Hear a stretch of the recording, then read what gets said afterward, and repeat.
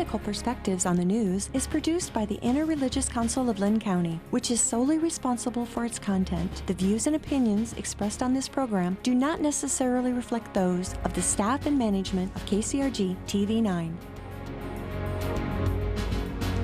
Morning. Welcome to Ethical Perspectives on the News. I'm Bob Sessions, retired professor of philosophy. Increasingly, the news brings us stories and commentaries about a sea change in how children in America are, from the womb through college, being protected from risks and harms. For some time, we've been hearing about some parents preparing the way for their children to attend the best colleges by playing classical music to them in the womb or striving to get them into the right daycare. But as millennials are becoming parents, these attempts to create safe and secure futures have spread to all aspects of the lives of their children. Some parents who let their children play outside without direct supervision or leave them unattended briefly in cars are called to task. Fewer children walk to school or play outside because of concerns for their safety. Librarians have to be ever more careful about the content of the materials they put on shelves. Anti-bullying measures are becoming law. Football is being phased out in some schools. The list of protected groups who deserve equal treatment has grown.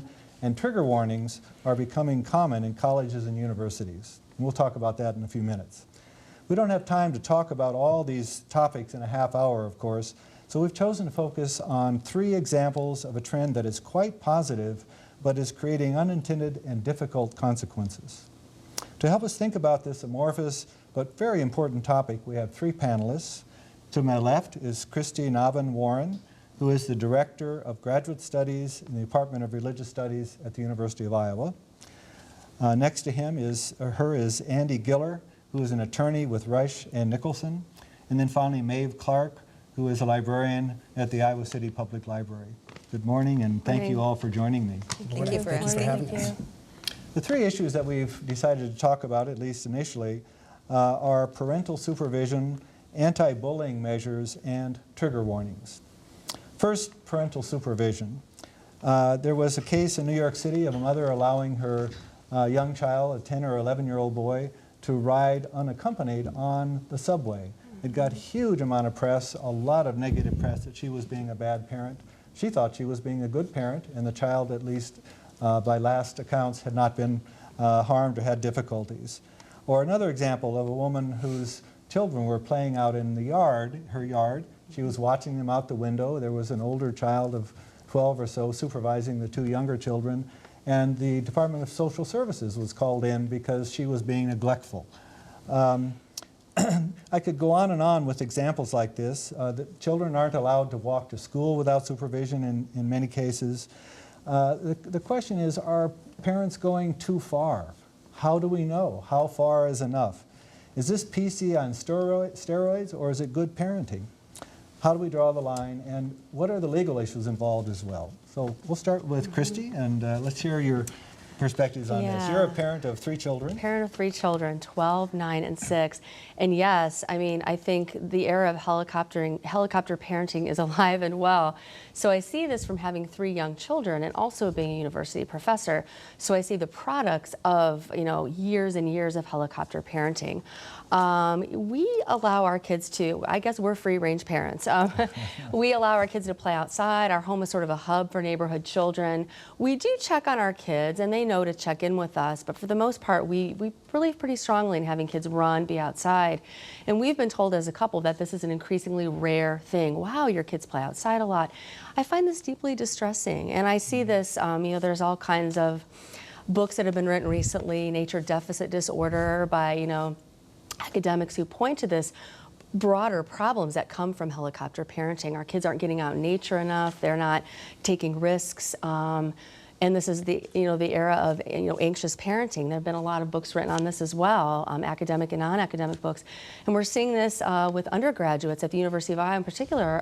We have counselors visit our departments at DG, Director of Graduate Studies meetings, talking about the high rates of stress and depression, and they strongly believe that students today just aren't equipped to handle with everyday stresses that in the 70s and 80s they found that kids were able to handle. And you attribute that to their lack of being allowed to be free range. I think so. I think so. Certainly there are limits, right? I wouldn't have my kids, walk 20 miles on their own, but I think that we need to trust our kids more and have them take some risks more. Yeah. Well, Andy, you also are a parent, and I'm also interested in your perspective on the risks involved in things like letting your kids walk and so on. My understanding is that in many places it's safer now than it was 20 years ago. It all depends, but a lot of the crime rates are down. Yeah, the crime rates have dropped, and so it's a question of, are we looking at the safety concerns of these kids, or is there something else at play here? You mentioned free-range parenting. I was looking online, researching for this show, and this was something new to me. I never heard of this. I found a website that was referred to in a lot of articles called freerangekids.com, I think it is. And it just kind of give you an idea of this counter movement to helicoptering parenting. We're seeing there's kind of a tongue-in-cheek mission statement. At Free Range Kids, we believe in safe kids. We believe in helmets, car seats, and safety belts. We do not believe that every time school-aged children go outside, they need a security detail. And so, this website was started by a woman who wrote a column in the New York Sun a few years ago, admitting that she lets her I don't know if it was daughter or son, who's 9 years old, ride the New York subway by himself, and received a lot of criticism. You were talking about how you can get in trouble. There a couple in Maryland in April who are self-described free-range parents got in trouble when their kids were picked up by the police walking home from a local park. They were ages 10 and 6. The police took them to Child Protective Services. The parents had let them go at 4, expecting them home at 6. They didn't come home at 6:30. They got nervous, didn't know what was going on. They, didn't find out till 8 where their kids were. They're in Child Protective Services. They weren't contacted to let them know where they were, and didn't get their kids till 10:30. It took a while for Child Protective Services in Maryland to decide to drop the child neglect investigation. So it's, the interesting legal issue is, yes, there's this movement going towards more and more supervision, but not everybody's on board. There's some parents who think that are more in tune with how we thought about supervision maybe 20 years ago. And, beyond just criticism from other parents, there's possibility of legal action or even being charged with child neglect. Maeve, what's your perspective on this? I don't have any children. I have a cat and a dog, but I live in a neighborhood and I'm very close to a school, and I know the parents who walk with their children, which is kind of interesting to me that parents walk with their children as opposed to their children just walking to school. But many, many parents drive their children, and they live very close to the school. And I think it's a disconcerting thing for me to see the lack of independence for the children. Not that the parents don't care greatly about it, and I think it's really an enriching time for them to walk with their kids. But I do think that it's okay for your kids to walk to school, particularly in a neighborhood that's full of other children. I mean, you're going to encounter other children, and you can walk with the other kids. And I have a feeling that we all grew up walking to school. This raises, brings us back to the issue that Kristy mentioned before. What are the consequences if we keep moving in this direction, where children are more and more protected? I mean, I could name you 100 other instances where this is happening with outdoor activities, with scouts or outward bound and so on. The forms that people have to sign off on, the waivers and so on, have gotten very, very extensive. But what happens to young people, or what are the fears that people have about what this means in the long term? I think one of the things that Kristy mentioned is important to me, and that's the whole nature deficit, that if you don't have time to go outside and play, and a lot of children in urban areas don't really have a wilderness area to go to, but there are parks, like the couple in Maryland sent their children to the park to play, because you want to be able to explore and to discover things on your own or with other children. And the whole idea of having a pickup game, remember those? Which don't happen very frequently anymore. Maybe at your house, because you're the hub for all these children coming together and playing.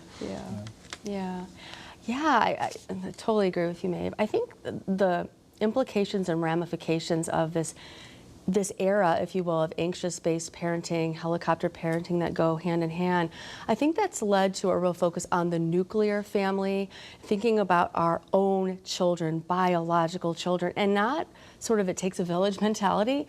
And I find that really troublesome because I think that though it's deeply problematic. If I only care about my 3 kids and keeping them safe, and I don't trust that there are other parents looking out for my kids or other kids looking out for my kids, what does that say about our societal shift in the last 20 years? I think that there are broader negative ramifications of this kind of philosophy, pedagogy of parenting. Yeah. And that's sort of ironic, isn't it, in a state like Iowa with a small population, and we really work hard to have neighborhood schools, Yeah, okay? right. And so where are the neighborhoods? Why have neighborhoods? It could be a right. totally anonymous place Yes.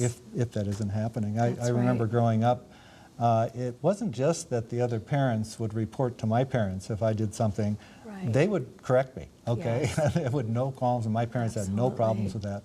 And now there's a real backlash often to someone else reprimanding your kids, That's right. you know, by the parents. Yeah, yeah. Interesting you're talking about community taking responsibility. My wife is a elementary school teacher, and she talks about kind of a middle ground on this issue, walking school buses. Where you have I was going to one mention parent that. walking, you know, 12 or 15 kids home, and so you get the supervision for the safety issues, but you also get a little bit of independence and not having to, you know, be hovering around your kids all the time. But something else I was thinking about is, you know, what's driving the helicoptering parenting. It might not just be about safety. I think I think parenting has become a little more competitive. I think with social media, you get to see what other parents are doing, what they're doing with their kids, and I think there's a need to have external benchmarks of how you're doing as a parent, and scheduling your kids for lots of activities, making sure they achieve at a very young age is something that's become, I think, more important now than it used to be. And I think the consequence of that is, you know, kids don't have time to go make pickup games, you know, on the field or build a fort or just do kind of like, you know, self-exploration, self-reflecting type of activities that maybe they could in the past. Well, let me play devil's advocate here and move us into the second topic. The more time kids have just with other kids, the increase in likelihood of bullying or opportunities for bullying. That's a really good point. We've got a big push in Iowa. The governor is certainly behind this, as are many legislators and parents in schools and so on, to not just reduce bullying, but to eliminate it. Not just at schools, but in homes and online behavior, because there are some instances where kids are bullied online and they end up committing suicide. I mean, you read about these terrible stories. Do you think we're going too far with our anti-bullying push, or do you think it's a good thing? Well, I think one of the huge changes is social media, just as you mentioned, that, and the anonymity that can come with that. So someone could post a picture and say something, and then children, I mean often fairly young children who haven't really, they're not thinking about what they're doing because they're sixth grade, 7th grade, and they make statements that are heartless and cruel. And if they just said it to the other child's face, it would still be an awful thing to do. But when it's then spread virally, it's Multiplied. yes, it's so much stronger and more powerful. And the expansion of bullying to social media has led to consideration of some anti-bullying and passing of some anti-bullying bills that allow schools the authority to monitor what kids are doing online, which has created some controversy with civil libertarians. You know, how much authority do we give the state to be watching what's going online? Is there a way to find some middle ground? The Supreme Court, the federal courts have addressed this issue. I mean, kids do have free speech rights. The Tinker case, which maybe some of you are familiar with, because it came out of Iowa, in Des Moines, Roosevelt High School, which happens to be my alma mater in Des Moines. In the 60s, there was a number of students who were protesting the Vietnam War and wearing black armbands, and the court had to decide whether the school had the right to discipline them and not run afoul of the First Amendment. And the court found that, indeed, there are First Amendment rights that students have, but limited. And the school has the right to do what it needs to do, even if it interferes with speech, is what it would need to do in order to maintain the discipline necessary to operate a school. And so that standard is now being applied in internet cases. And the Supreme Court hasn't addressed it, but there's been a number of cases where there have been students who start social media web pages just for the purpose of harassing either other students or faculty at the schools, and the court, has to apply the standard. What is necessary? How far is this reaching into the school? So it's interesting. Yeah. Well, I think none of us want our kids to get beat up every day. Okay. But again, calling on my own experience, but I've talked to many people about this. One of the things that you want your kids to learn is how to deal with conflict. How to deal with people who are mean, who have disagreeing positions, and who sometimes can be physically, harmful to you. That's part of becoming tough. And if you don't learn how to do that as a child, you've been protected about everything, every encounter of that sort. What do you do now that you're an adult? Do you know how to deal with that? Of course not. So I think that's one of the main concerns. And it leads me into the next topic, the trigger warning topic, which is near and dear to Kristy and me, being college professors. Trigger warnings, for those of you who don't know, are increasingly common, or at least the demand for them is increasingly common at colleges and universities, not just small colleges, but larger universities and so on. Students are saying, okay, if we're concerned about people who are different, who are diverse, who are gay or transgender, or if they come from a different culture and religion and so on, and if what gets said to them is harmful to them, it triggers some kind of bad experience. So the most common example is if a woman has been raped and then they're talking about rape in class, it could trigger and remind them of that experience. And so students are saying, we want professors to outline everything that goes on in the course, all the reading material and topics and so on, and we want to know what's going to happen. And there's some places where the students are even demanding that if something comes up that triggers something for them, they don't have to participate either in the reading or in the discussion. So what do you think about this? I mean, it's really a continuation of what we've been talking about. Yeah, I like the phrase that you've used a few times, Andy, middle ground. I mean, what I try to do up front in all my classes, especially those geared towards first year undergrad, like the gen ed classes, I teach a big religions in America today. I'll tell the class, I want this to be a safe space where we can have frank conversations. You might not like what each other says, and if you're ever uncomfortable, you can leave the room, but we're going to watch some movies in here, we're going to talk about some things that are going to be kind of intense.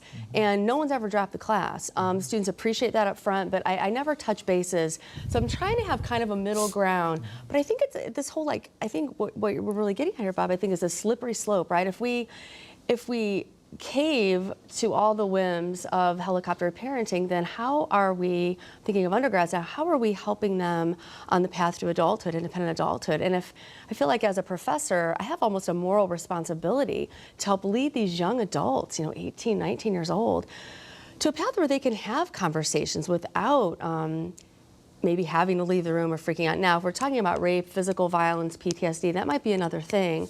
But just like, oh, that really upsets me to see that. Well, that could be just about anything. And so one of the reasons why I became a college and university professor was because I love that dynamic interchange with students. And I think the danger of an enforcement of a particular kind of trigger warning is that it can end kind of this exchange and discourse that we hold, we almost cherish at a university level, Yeah. Other thoughts?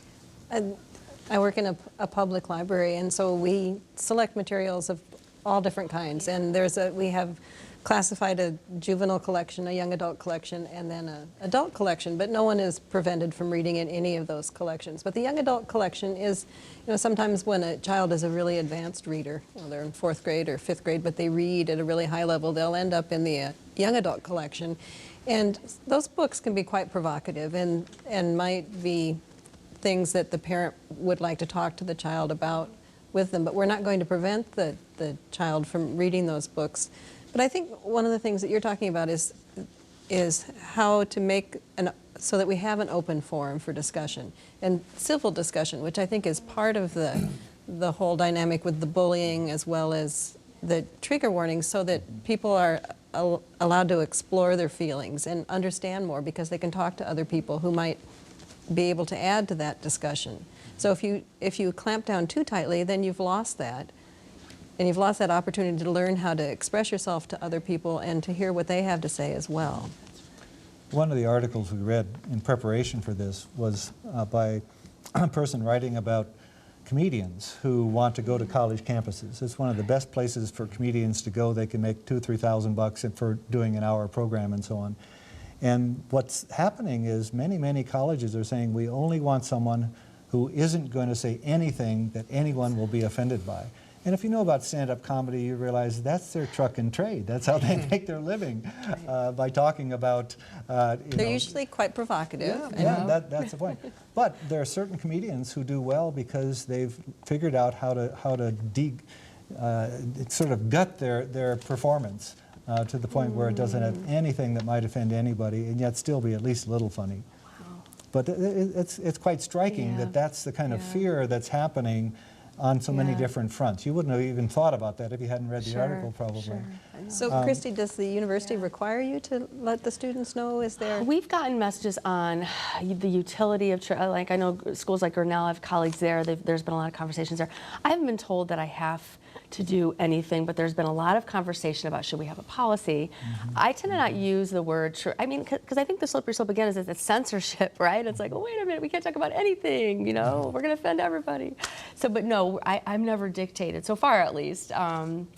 I would have a problem if I were, because again, I believe in free speech in the classroom, and I really think if we can't do this here, in the sacred time and space, I consider the classroom a sacred space, then where else are we going to do it, you know, to have the civil conversation, you know? I think protecting people against offense can go too far. As an attorney, I can say that the cases that I get the most satisfaction I'm working on are the ones that where something offends me about them. Somebody's done something to my client, or there's some principle that I really disagree with that's trying to be pushed.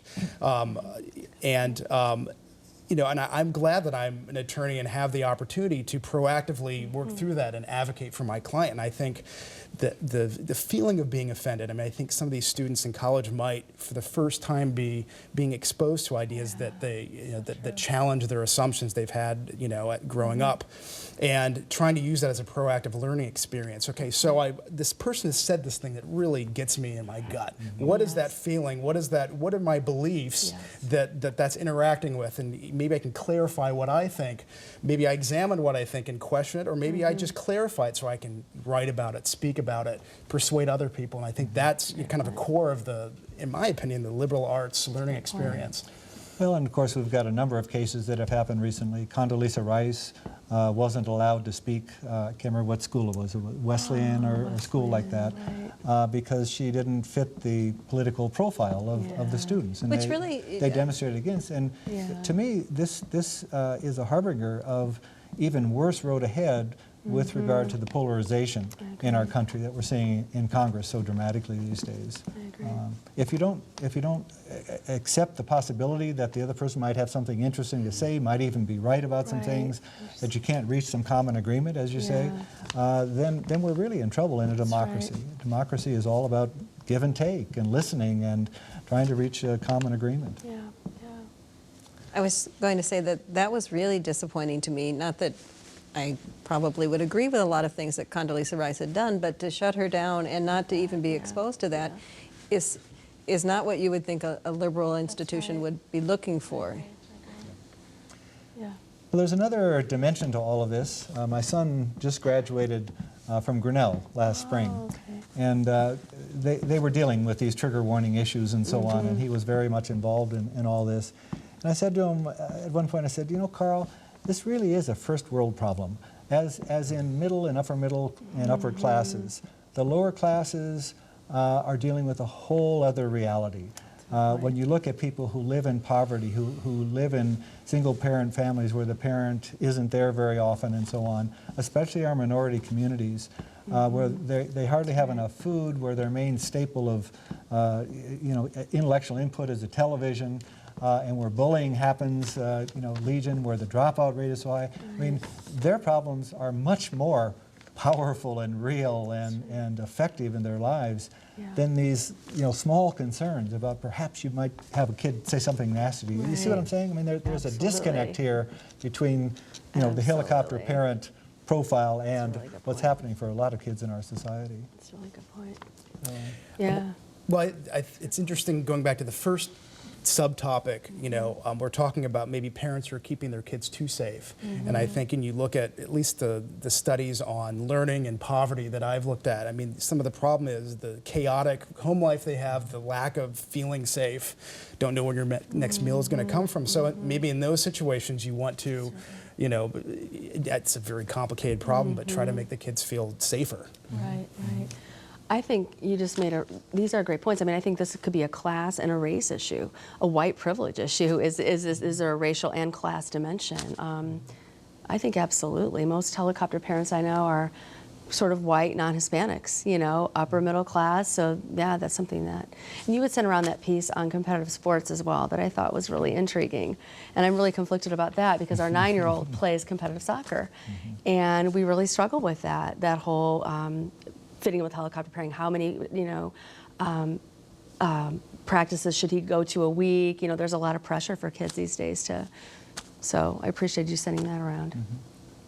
Yeah, when my kids were in grade school, they already had what I call these semi-pro leagues. Okay? Yeah. The traveling teams. You reach the Traveling 4th grade teams. and you're off, every weekend, your whole That's right. family. And what I saw in part was a loss of friendships with these kids, with my kids, because my kids were playing on the kickers and so on. Right.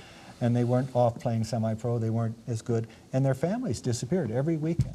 It was Right. very disruptive and very expensive. They spend a couple $1,000s on a weekend. Right. But again, what does that say to the kid? Okay, what kind of message is coming Right. across to the kid? Right.